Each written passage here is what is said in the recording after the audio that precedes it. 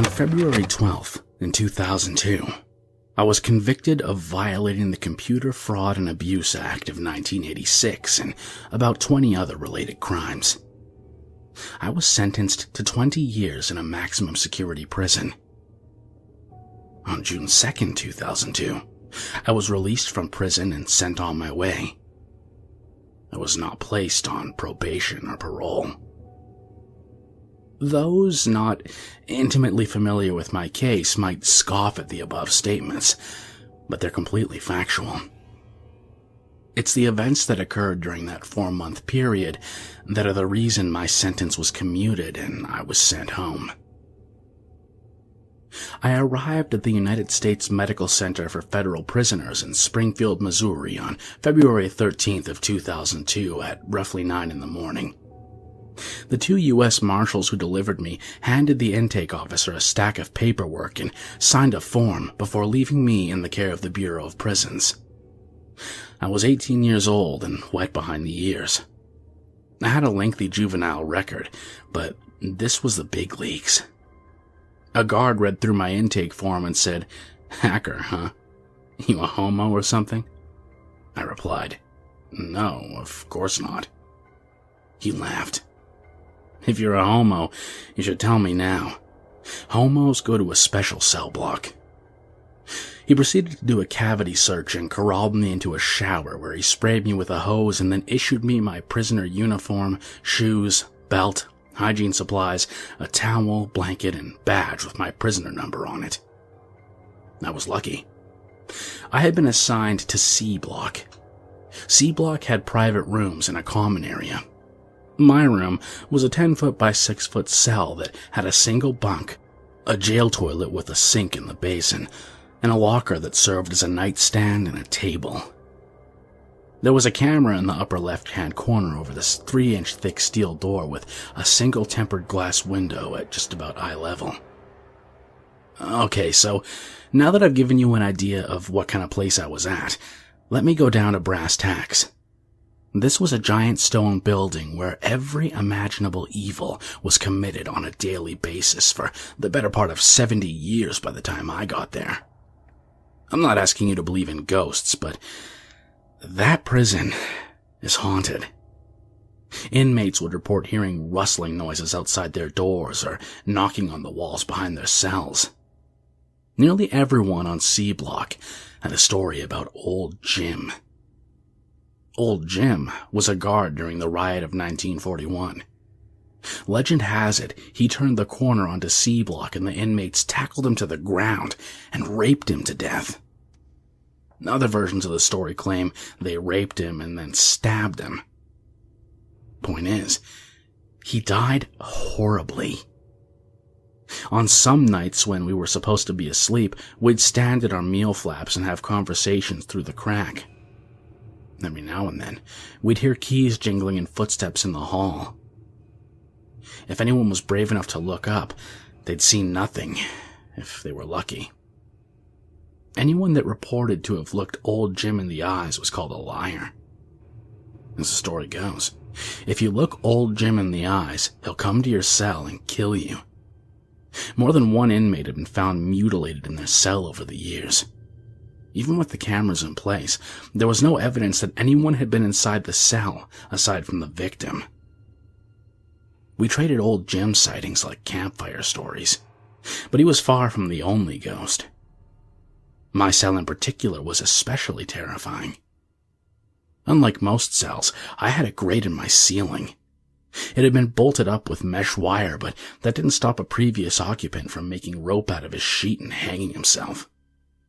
Some nights, when it was dark and everyone was asleep, I'd wake up and see this guy dangling over me.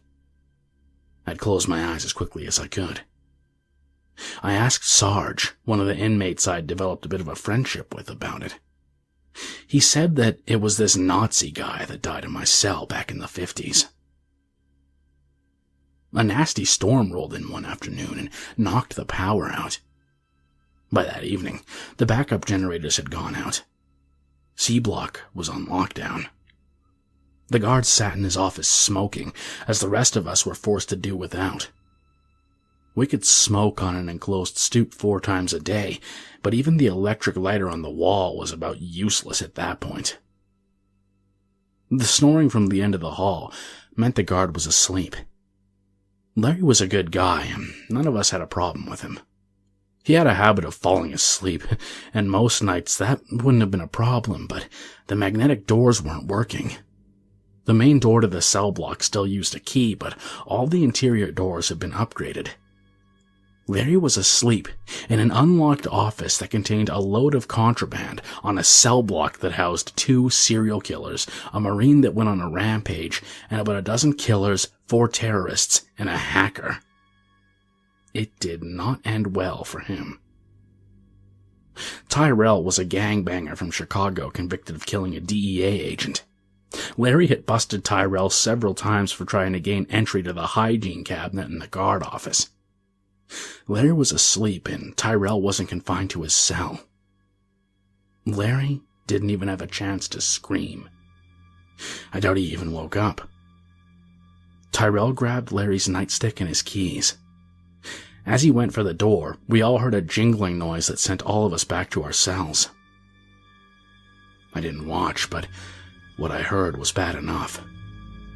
Tyrell screamed, and then I heard him being dragged across the floor and down the hall. His hands made wet slaps against the smooth tile as he tried to pull himself from old Jim's grip. We heard the shower come on and one final scream before the keys began jingling down the hall again. I looked up from my position crouching inside the door and saw the Nazi hanging there. I heard him say the phrase, "Gott ist tot." Bernie, a former dentist and convicted serial killer, lived in the cell across from me. I heard Bernie shout, but I was paralyzed with fear. It was only when I saw the Nazi clawing at his noose that I moved out of the door with my eyes to the floor and headed for the common room. By this point, everyone was screaming. Everyone, that is, except Sarge. Sarge reached out of his door and grabbed my shoulder. I would have liked to have had a heart attack right there on the spot, but he pulled me in and told me to be quiet. Sarge wasn't innocent. He openly admitted to his crimes, something that was rare in prison. While he was deployed to Iraq during Desert Storm, 2 men broke into his house and kidnapped his daughter. He received the news after returning from a mission. At that very moment, he went AWOL, found his way back to the States, and tracked those men down. By the time he was finished, you could have fit their remains in a shoebox. He turned himself in the next day. Sarge whispered, "I think you'll be fine, kid, but I'm fucked." I whispered back, "What do you mean? Huh?" Sarge got close and said, "All of us are lifers who deserve to be here. You fiddled with a computer. Big whoop. Look, kid, my grandmother was a medicine woman and told me restless spirits can only hurt the damned. I don't think you're damned." I replied, But I'm an atheist." He laughed quietly. "Does this look like a situation where it makes sense to be an atheist?" I shook my head. The jingling sound was getting closer. By this point, the lights were flickering but weren't coming back on just yet. I looked up just as the lights flickered, and when it went dark again, I was staring old Jim directly in the eyes. Sarge shouted at the apparition, "Hey, ugly, I heard you went out like a bitch." Old Jim turned his head towards Sarge and knocked him to the ground. He then reached down and grabbed Sarge by the leg. Sarge looked back at me, shouting, "Get somewhere safe and don't open your eyes until the guards pull you out." He said this as he was dragged away. About a minute later, I heard bones crunching and Sarge screaming as I ran for the main door. The key was still in the lock. I turned it and ran to the smoking stoop. I sat there with my eyes closed for the next several hours. The sun came up, and with it came several guards that pulled me off the smoking stoop. I didn't respond. I was all but catatonic at that point. I had seen things no one should ever see and have lived through.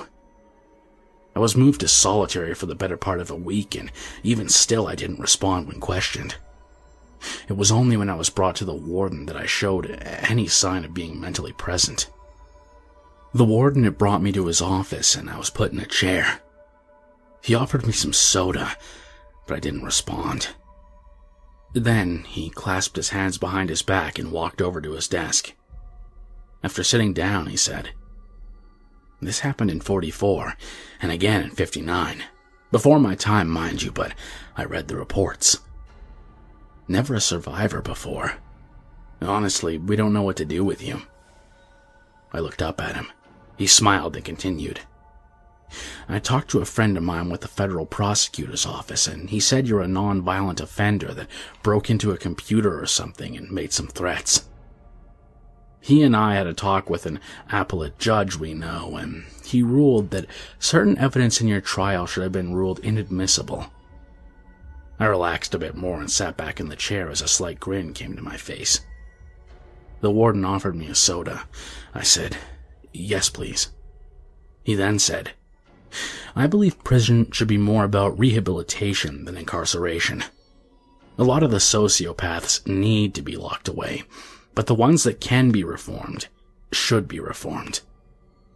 Do you understand what I'm getting at? I nodded. He continued, "I can't speak for whether or not you're a sociopath. That's a job for a psychiatrist.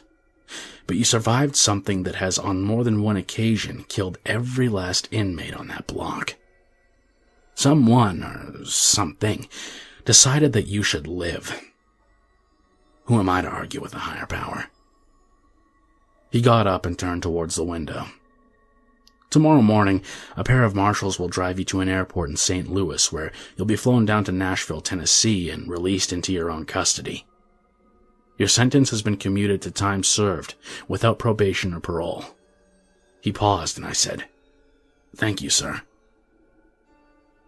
The warden turned around and, with an expression that looked like an equal mix of fear and sadness, he said, "I try not to think about the kinds of spirits that might inhabit this place, but you saw them firsthand. The official policy when an event like this happens in a government facility is to purge the records and deny any occurrence of supernatural activity. Now, I can't stop you from telling your story, but do me a favor and wait until I'm dead. I'd rather be safe in the Lord's arms when you reveal what really happened that night." I was led back to solitary confinement and released the next morning. I've kept this story to myself for the better part of 13 years now. To this day, I jump when I hear keys jingling at night. I've gotten by this long by trying to rationalize what I saw or why I saw it, but I don't have any answers that even begin to make sense. I kept my promise, though. Warden Michaels died last week at the age of 57.